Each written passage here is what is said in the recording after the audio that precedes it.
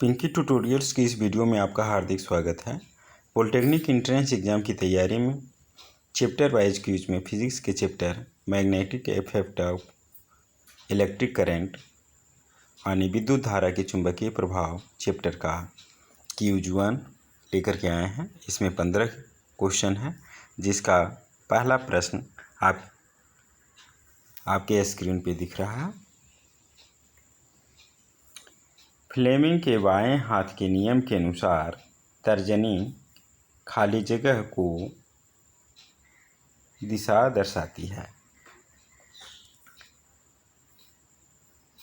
Fleming के बाएं हाथ के नियम से तर्जनी चुंबकीय क्षेत्र की दिशा बताती है, जो कि ऑप्शन बी में है। इसका सही जवाब ऑप्शन बी होगा। ऑप्शन बी को क्लिक करते हैं। अगले प्रश्न के लिए नेक्स्ट। एन घुमाव वाले विद्युत धारा वहन करने वाले गोलाकार कुंडली के कारण चुंबकीय क्षेत्र होता है।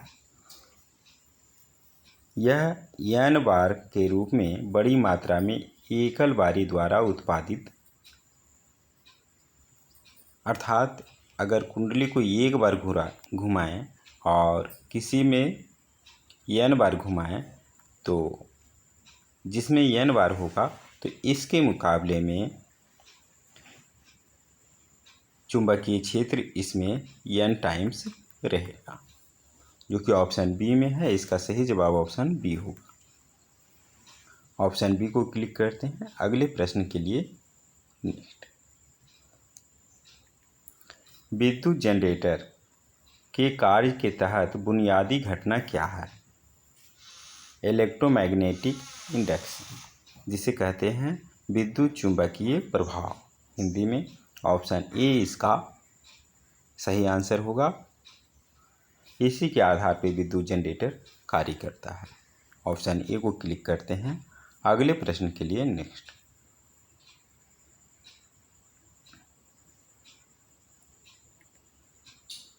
एक प्रयोग में एक विद्युत वाहक चालक को एक कंपास पर चुंबकीय सुई के समांतर रखा जाता है। यदि विद्युत धारा की दिशा दक्षिण से उत्तर की तरफ हो, ऊपर की तरफ नॉर्थ हम लेते हैं, तो साउथ से ये इलेक्ट्रिक करंट का अगर डायरेक्शन है, और इसके नीचे अगर कंपास रखी हुई है तो थंब रूल से इसमें विद्युत क्षेत्र की दिशा जो होगी वह पश्चिम की ओर होगा, वेस्ट की तरफ होगा। तो इस कंपास की सुई का उत्तरी ध्रुव पश्चिम की ओर मुड़ जाएगा। ऑप्शन ए इसका सही आंसर होगा। ऑप्शन ए को क्लिक करते हैं। अगले प्रश्न के लिए नेक्स्ट। विद्युत प्रवाह के उत्पादन के लिए उपयोग किए जाने उपकरण को कहा जाता है? विद्युत प्रवाह जनरेटर द्वारा उत्पादित किया जाता है। ऑप्शन ए इसका सही आंसर होगा। ऑप्शन ए को क्लिक करते हैं।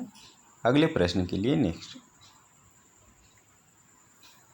चुंबकीय क्षेत्र रेखाओं को एक साथ दिखाया जाता है जहां चुंबकीय क्षेत्र मजबूत होते हैं, उन्हें एक साथ दिखाया जाता है। ऑप्शन ए इसका सही आंसर होगा। अगले प्रश्न के लिए। वह उपकरण जो किसी परिपथ में विद्युत की उपस्थिति का पता लगा सकता है वह है गैल्वेनोमीटर। देखिए, आमीटर से हम विद्युत धारा के परिमाप बताते हैं और गैल्वेनोमीटर से विद्युत की उपस्थिति का पता लगाते हैं। ये दोनों अंतर है। इसे कैपिटल जी से संकेत में लिखा जाता है। ऑप्शन बी इसका सही आंसर होगा। विद्युत ले जाने वाले सोलेनोइड का चुंबकीय क्षेत्र खाली जगह के समान होता है। इसका चुंबकीय क्षेत्र चुंबक की पट्टी या जिसे छड़ चुंबक कहते हैं के समान होती है। इंग्लिश में से बार मैग्नेट कह सकते हैं।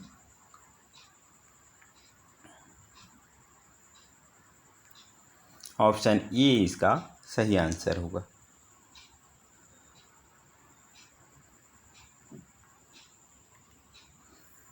चुंबकीय क्षेत्र रेखाओं के गुणधर्मों के संबंध में निम्नलिखित में कौन सा सत्य नहीं है? हमें गलत कथन पहचान। ये उत्तरी ध्रुव से निकलते हैं और दक्षिणी ध्रुव में जाते हैं, यह कथन सत्य है। वे बंद परिपथ बनाते हैं, ये भी कथन सत्य है। जब दो चुंबक रखे जाते हैं तो वे प्रतिच्छेद करते हैं, यह कथन बिल्कुल गलत है। वे कभी प्रतिच्छेद नहीं करते हैं। ऑप्शन सी गलत है। यही हमें ढूंढना था कि सत्य कौन सा नहीं है। ऑप्शन सी इसमें गलत है।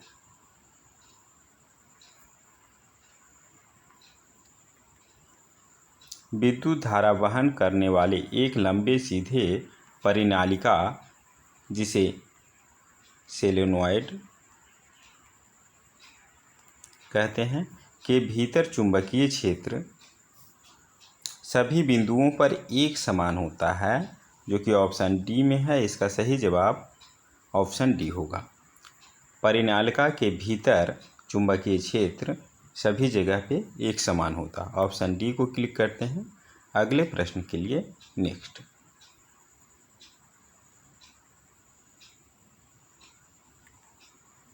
परिनालिका के अंदर उत्पादित मजबूत चुंबकीय क्षेत्र का उपयोग कुंडल के अंदर रखे गए चुंबकीय सामग्री जैसे नरम लोहे के टुकड़े को चुंबकित करने के लिए किया जा सकता है। जो चुंबक बनता है उसे कहा जाता है विद्युत चुंबक। ऑप्शन ए इसका सही आंसर होगा।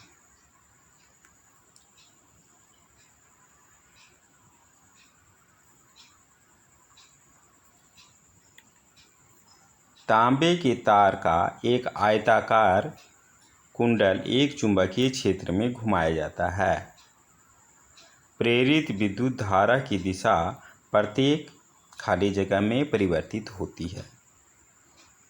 कह रहा है चुंबकीय क्षेत्र में घुमाया जाता है। मान लिया कि एक तरफ चुंबक का नॉर्थ है और दूसरी तरफ साउथ है। इसमें एक कुंडल को घुमाया जा रहा है। तो इसमें देखिए नॉर्थ के पास कुंडल का सिरा जो जाएगा उसमें जो डायरेक्शन होगा उसका अपोजिट डायरेक्शन साउथ तरफ उस कुंडल को आने में के बाद हो जाएगा।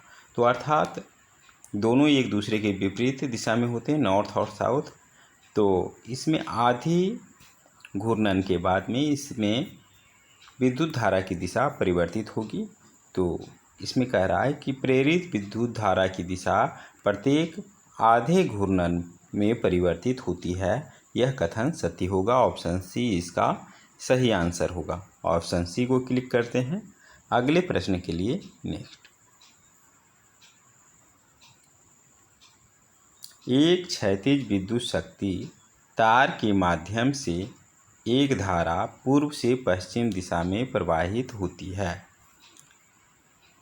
डायग्राम बनाने के लिए ऊपर नॉर्थ, साउथ, ईस्ट, वेस्ट। तो कह रहा है कि धारा पूर्व से पश्चिम की ओर जा रही है, ईस्ट डायरेक्शन। विद्युत शक्ति तार के नीचे के बिंदु पर चुंबकीय क्षेत्र की दिशा होती है।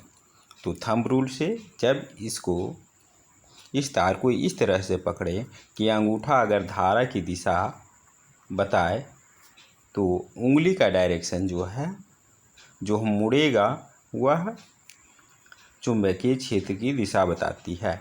तो देखिए इसके जस्ट नीचे का हिस्सा यहाँ पे इस तरीक़ा से दिखाएगा। अर्थात इसका डायरेक्शन जो होगा नॉर्थ से साउथ होगा, अर्थात उत्तर से दक्षिण दिशा में होगा, जो कि ऑप्शन ए में है। इसका सही जवाब ऑप्शन ए होगा। ऑप्शन ए को क्लिक करते हैं। अगले प्रश्न के लिए नेक्स्ट। एक लंबे सीधे विद्युत वाहक तार में चुंबकीय क्षेत्र की शक्ति तार के पदार्थ की प्रकृति पर निर्भर करती है? बिल्कुल नहीं। उसमें कितनी धारा प्रवाहित हो रही है उस पर निर्भर करती है, पदार्थ की प्रकृति पे निर्भर नहीं करती है। विद्युत धारा के प्रत्यक्ष समानुपाती होती है, बिल्कुल सही। इसमें लिखा है विद्युत धारा पे निर्भर करती है। दूरी से प्रतिलोम समानुपाती होता है, अर्थात दूरी का व्युत्क्रमानुपाती होती है, ये भी सही है। नज़दीक में ज़्यादा रहेगा और दूर में कम। तो इसमें कथन 2 और 3 सही है, तो जो कि ऑप्शन सी में है। 2 और 3 सही है, जो कि ऑप्शन सी में है। ऑप्शन सी को क्लिक करते हैं। अगले प्रश्न के लिए नेक्स्ट दबाते हैं।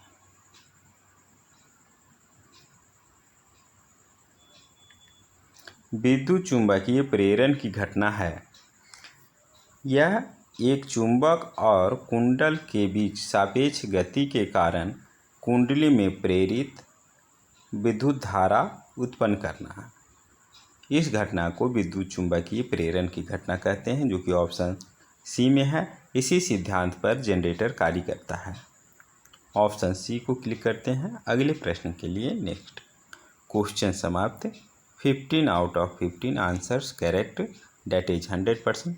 आशा है ये वीडियो आपको पसंद आई होगी। मिलते हैं अगले वीडियो में, तब तक के लिए धन्यवाद।